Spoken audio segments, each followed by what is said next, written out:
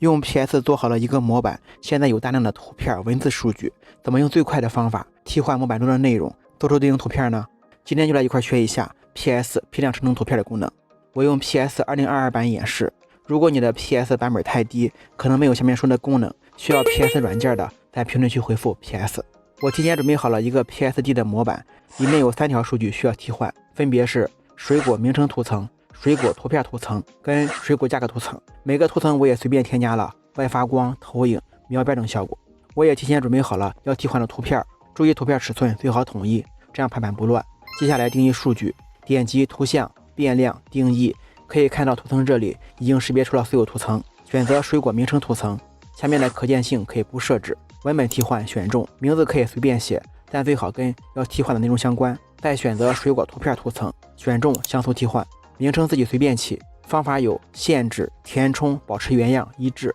我选择保持原样。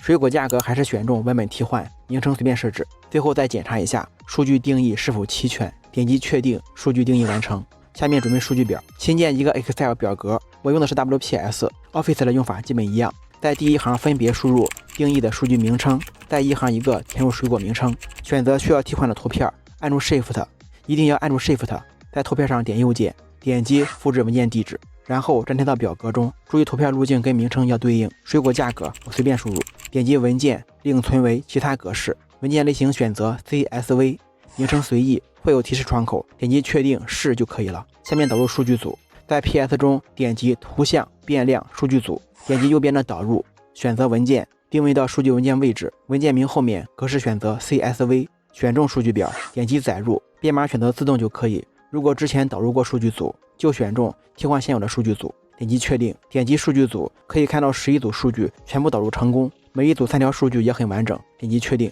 下面开始生成图片，点击文件导出，选择数据组作为文件，点击选择文件夹，选择存储位置，点击确定，开始批量生成图片。11个图片生成还是挺快的，生成的是 PSD 格式的原文件，随便打开几个图片看一下，内容替换很完整，位置也没有错，各种样式也都带着。用这种方法批量替换生成图片，是不是效率更高？我把 PSD 模板文件、透明图片素材、数据组文件都打包整理，有需要参考学习的，可以在评论区回复素材，我发给大家。感觉视频对你有帮助，就点赞、关注支持一下吧。